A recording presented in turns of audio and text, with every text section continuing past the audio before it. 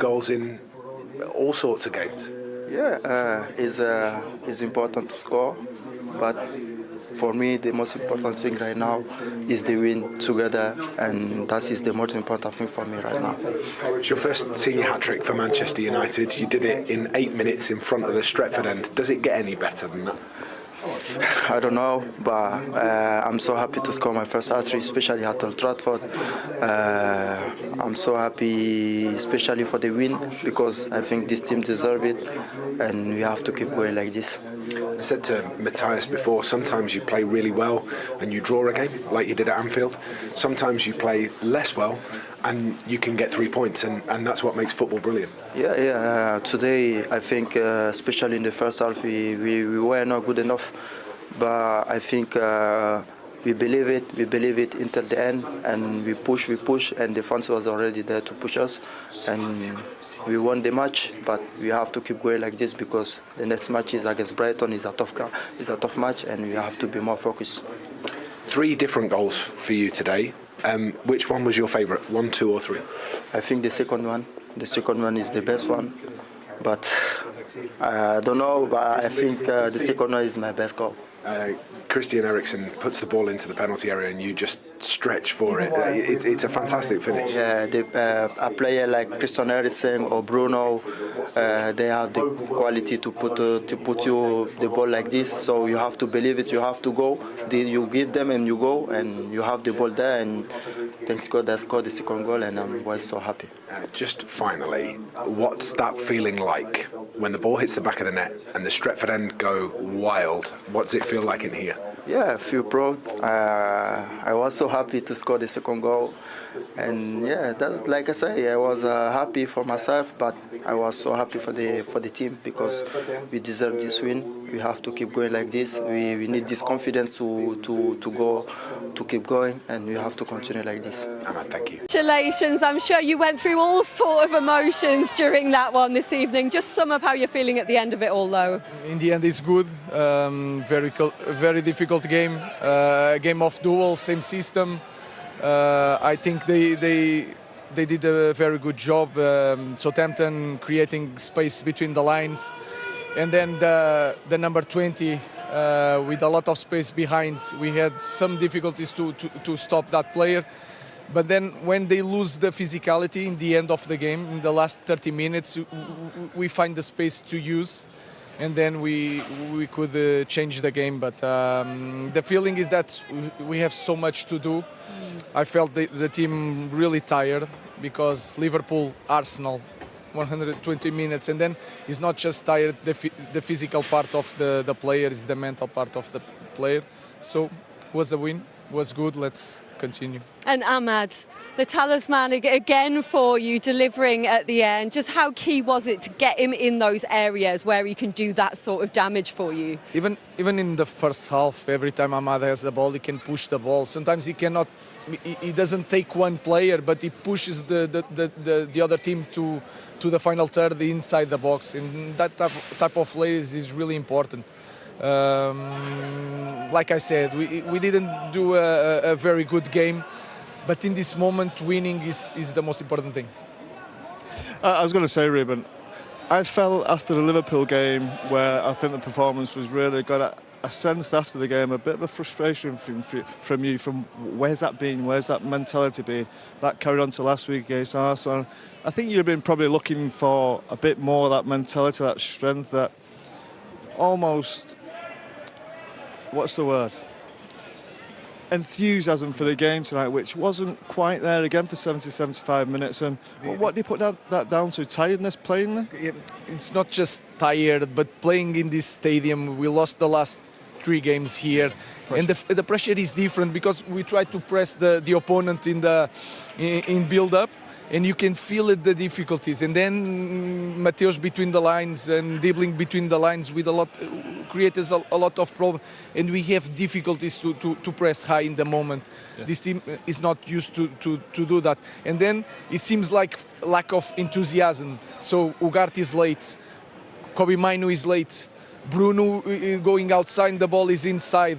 And then one transition and Lenny Yoro cannot catch the guy. These small things push the team behind, and then we get nervous without ball.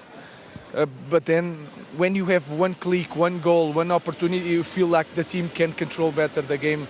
Yeah. So I want to be fair with my players. Today was not a lack of enthusiasm, was a lack of speed, and sometimes lack of control of the game. I was going to say, a lot's been made of your philosophy and the 3-4-1-2 system.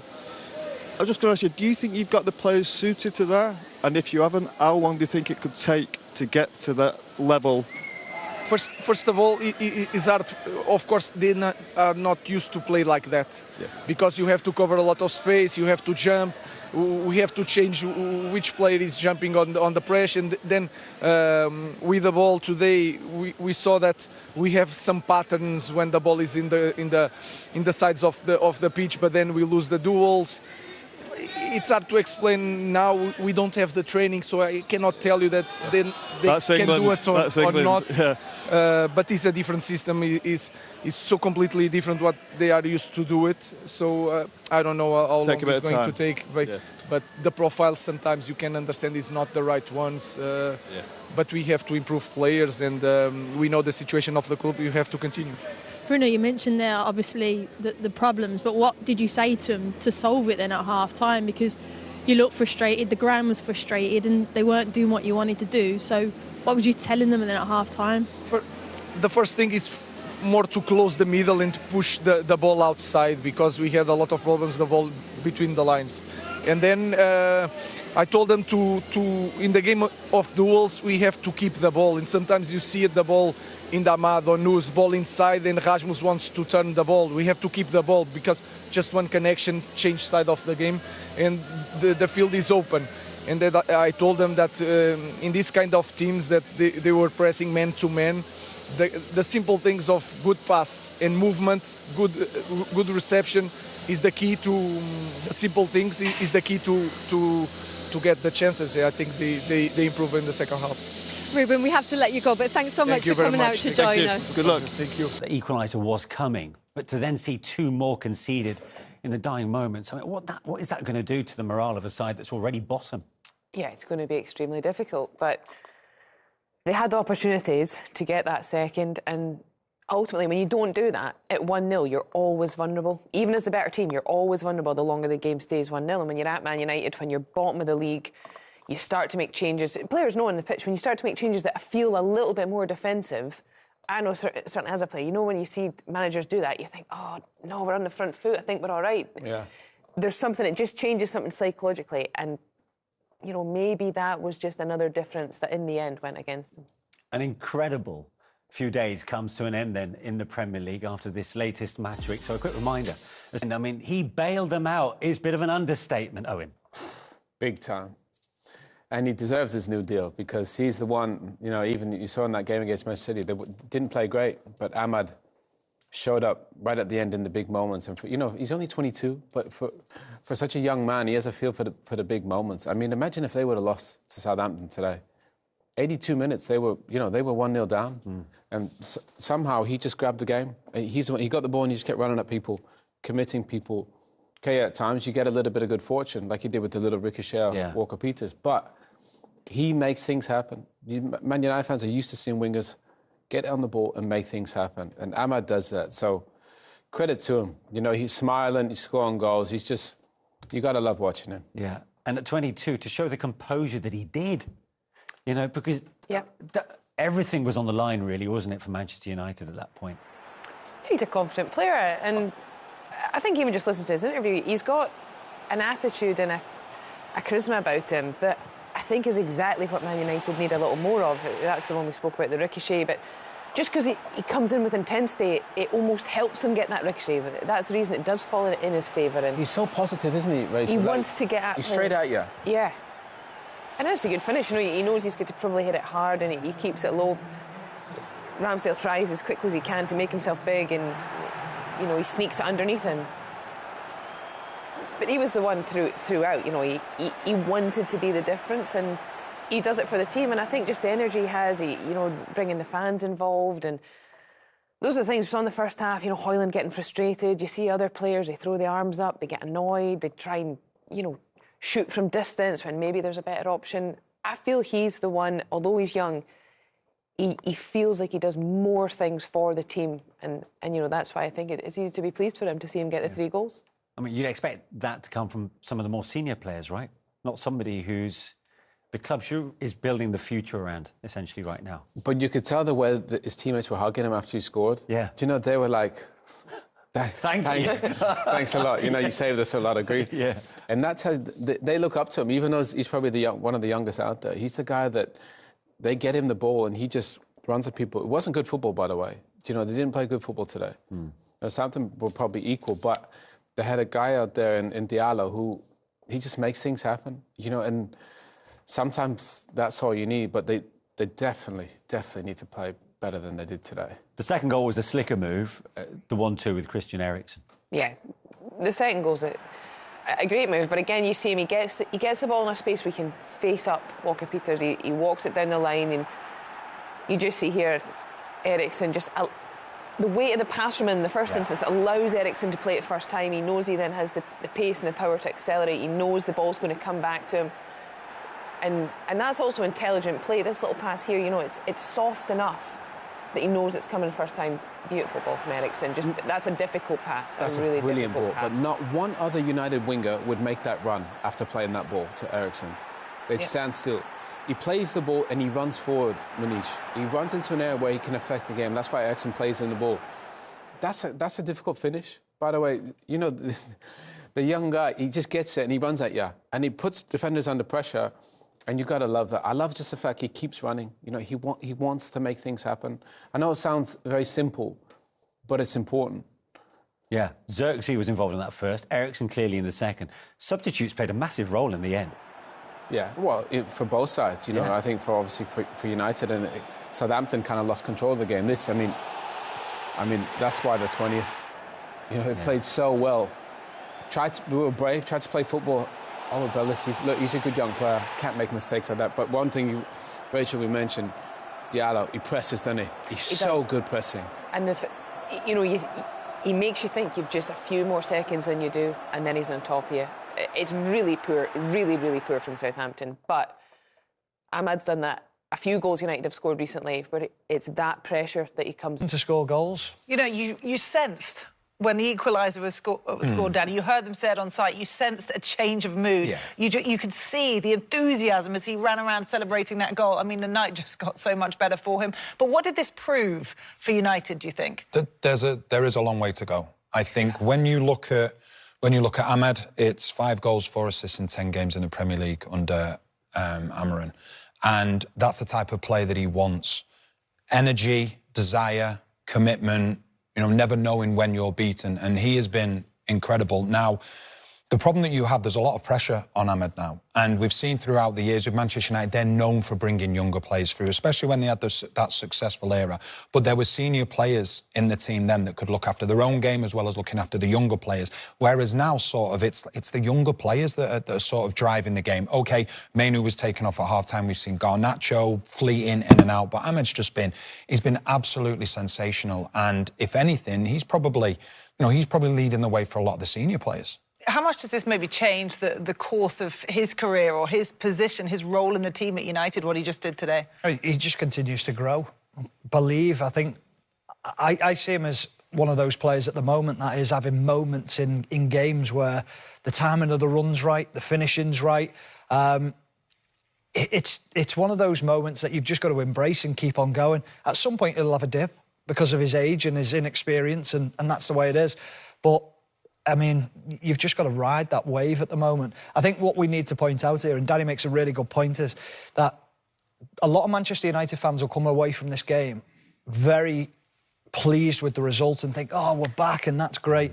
There's a lot of cracks being papered over there. That was a poor performance from Manchester United. Well, these goals only began in the 82nd minute, Danny, so it was definitely a different story for the first half of this game. It was, and I think, you know, yes, Manchester United have gone on to win the game 3-1, but it was always going to be, when Southampton took the lead, if Manchester United could get the next goal and there's 15, 20 minutes left, they'd probably go on to win the game because they're bottom of the league, Southampton, so their confidence is really low. We spoke about the Brentford game. They lose that game 5-0. It's 1-0 after 60 minutes. So, you know, it's positive as in terms of Ahmed, what he's doing. And let's not forget that he played right wing-back this evening as well. And to get a hat-trick is incredible. There's a lot of work to be done. And what I would say, yes, Manchester United won the game, but Amorim, once again, he will have learned more from this game as well, more so than the Liverpool game, the Manchester City game and the Arsenal game. And that's what he said beforehand. He expected to learn more from this game just because of the expectation, perhaps, that came with. It was a must-win match against the team at the foot of the Premier League table. Given Man United's blockbuster FA Cup victory over Arsenal, the Old Trafford fans would have been justified to have high expectations for their team. Sadly, despite being United's easiest fixture of the season on paper, Ruben Amorim's men struggled against Minnows Southampton, who had the hosts against the ropes for much of the contest. It ultimately took some quick thinking from Amad Diallo, as well as a clever substitution by Amorim, to turn a humiliating loss into a last-ditch win over the 20th-place team in the league. As expected, the hosts dominated possession after kick-off. However, they started off slow, choosing to casually maintain possession as opposed to threatening the Southampton defence. 3 minutes in, Manuel Ugarte won a corner. Bruno Fernandes swung in a threatening cross to force a save from goalkeeper Aaron Ramsdale. Soon after, the underdogs began to press United heavily, forcing the home team to play out from the back. For a prolonged period, United struggled to get the ball out of their final third. In the 15th minute, it was the underdogs who got the first shot of the match. Matheus Fernandes fired an attempt on goal that Andre Onana comfortably caught. Despite being a soft shot, it showed Southampton's intention to come away with a result. A minute later, Amad raced into the box, laying the ball off to Alejandro Garnacho in the centre. He passed to Fernandes, whose shot was deflected out for a corner.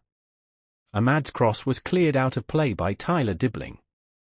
On the cusp of 20 minutes, Rasmus Højlund sprinted into the box, slotting a juicy through ball to Garnacho, who blasted his shot wide. It was an unforgivable error, given the clear goal-scoring opportunity that lay before Garnacho. No wonder Højlund kicked the post in frustration in the aftermath. Garnacho made a dazzling run, dribbling past the Southampton defence and attempting 2 shots which were both blocked.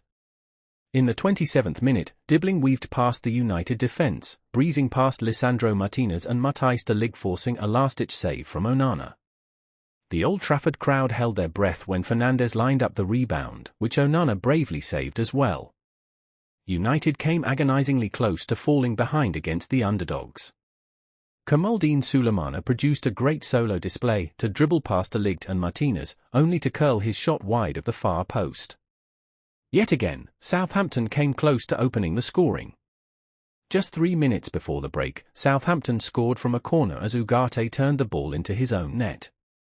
Just moments before, Amorim had been shaking his head in disapproval, almost as if he had predicted what was to come.